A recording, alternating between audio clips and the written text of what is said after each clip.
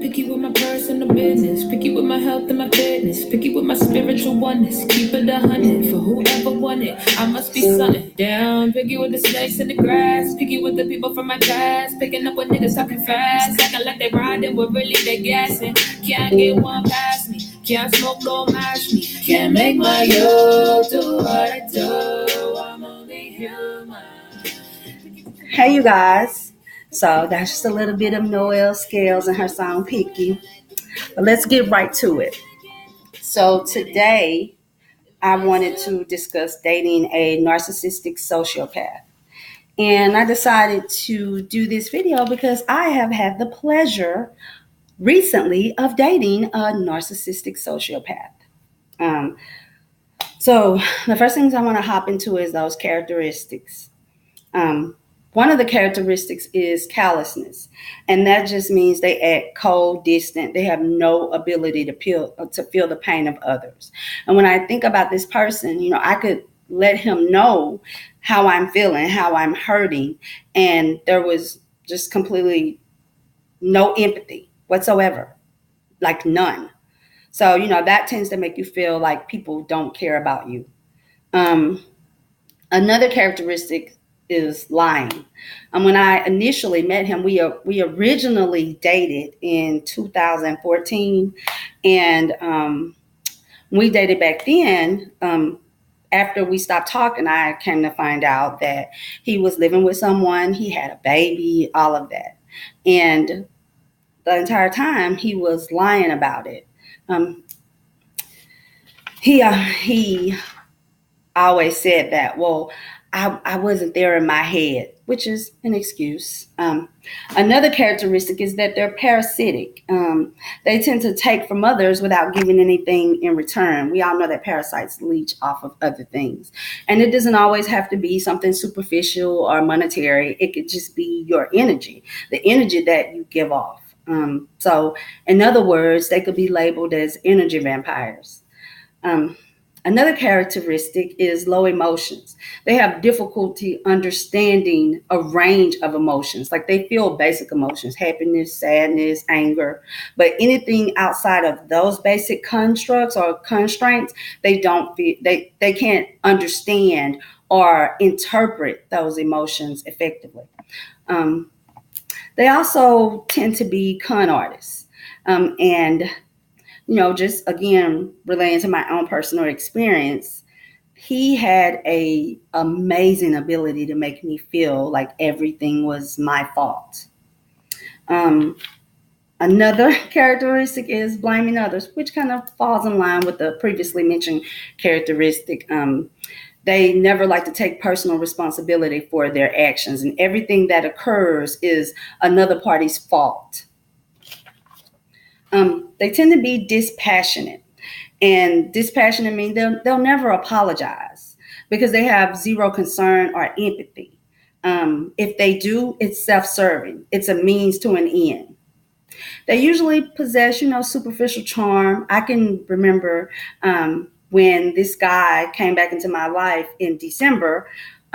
He sent me a message through Facebook Messenger, and when I saw the message, I messaged him back, and I was like, "Aren't you tired of beating this dead horse?" And he had a rebuttal for that, and it was. He told me that, the last time we dated, he didn't give me a choice. He didn't give me a choice in what was going on. He didn't allow me to decide if I wanted to be a part of the situation he was attempting to put me in. And that he had, he's older, he's ready to settle, he's gotten all the pussy that he could get, things of that nature. So for the guys watching this video, I don't want you to think that this is a male bashing video, because trust and believe, there are some female narcissistic sociopaths out there too. And if you take the examples that I gave you and kind of apply them to your life, you'll probably be able to determine, or, you know what I'm saying, have somewhat of an understanding of what those behaviors or those characteristics look like. I'm only telling it I'm only telling it and using a man, because that's my experience. I'm a female, and of course I date men. So my experience with the narcissistic, somebody who's a narcissistic sociopath, is going to be a male. Um, Another thing is we have to be very cognizant of the people that we allow in our space, the energies that we allow in our space. I can say that a lot of the reasons, or the main reason that I was able to forgive him, is because I feel empathy. When I think about both of our backgrounds that we come from, my parents married and divorced 3 times. So, well, they married 3 times, divorced twice, and my dad passed in 2014. So I never really just seen a bunch of horrors in my childhood. Now, him, on the other hand, he could have experienced something completely different. And I won't go into detail about, his personal life, because that is his personal life. But I can say that he did not grow up in a healthy environment. And I'm sure that contributes, to the man he is today, the decisions he makes, and how he interacts with the opposite sex. The thing I am happy about, though, is that I was in a space to forgive him. I could have been bitter, upset, but that speaks volumes to me about me, that I was able to forgive him. I'm also glad that I'm in a space where I am aware of the things that I experienced with him, which empowers me to be able to let go, because everybody is not in that space. Sometimes when you are in toxic relationships, it's really, really hard to disconnect, because it's the familiar, it's what you're used to. You have these feelings for this person, and it's hard to disassociate yourself from a toxic relationship. Also, guys, I don't want you to take away from this video that it's always you guys, because it's not. You know what I'm saying? Like, it's not at all. Anybody could be in a toxic relationship. Anybody could be dealing with a narcissistic sociopath. You know what I'm saying? That label is not based on sex by no means. I just wanted to put this information out there, because I know there are a lot of people like me who come into contact with other people who are mentally and emotionally unhealthy.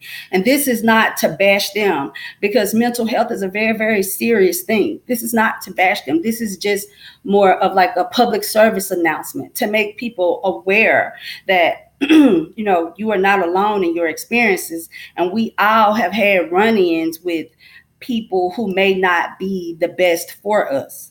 The thing is to care enough about self to be able to disconnect when things are not healthy and they are not moving in a direction that is conducive to a healthy lifestyle. I really appreciate you guys listening, and you guys have a good day. Bye.